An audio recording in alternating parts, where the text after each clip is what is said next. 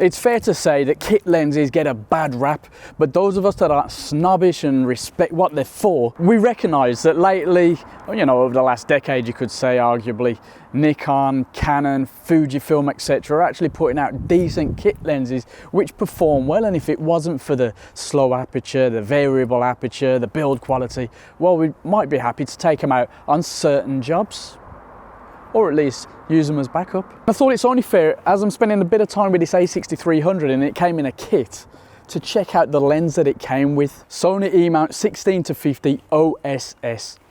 Let's check it out. For £219, you're getting a very light 116 gram zoom lens. I think it's the smallest for the Sony E mount.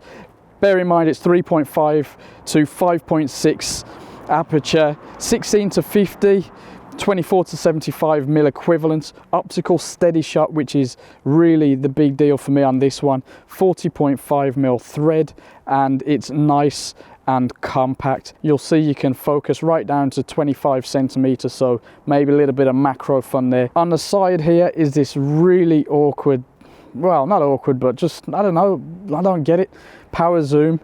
Just reminds me of the cheap compact cameras, but I don't know, maybe you'd get used to it. That's obviously to get you from 16 up to 50, but you can do it with this ring here. Nice metal construction on the back there and decent quality plastics. Let's just get it on there, get out, shoot it, and have a little chat about it afterwards.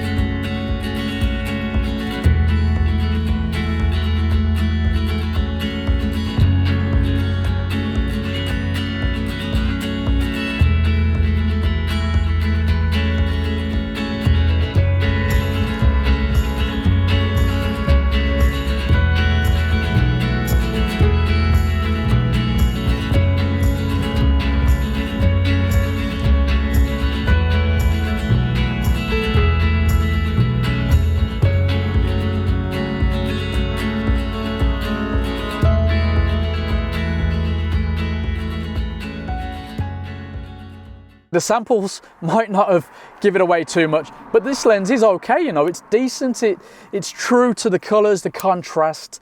The autofocus is quite good, it's pretty snappy. I would say in shooting, vlogging style, it doesn't transition quite as quick as other lenses do, and that's not because of the body, because the body is actually decent at shifting focus. This is a little bit slow with that, but maybe that's to be expected. It is a slower lens after all. Of course, 3.5 to 5.6 is never going to be mind-blowing in low light, but the steady shot is a nice, I say added bonus, but for me that's what this lens is all about. The steady shot, the small form factor, the weight of it, I think that's really nice.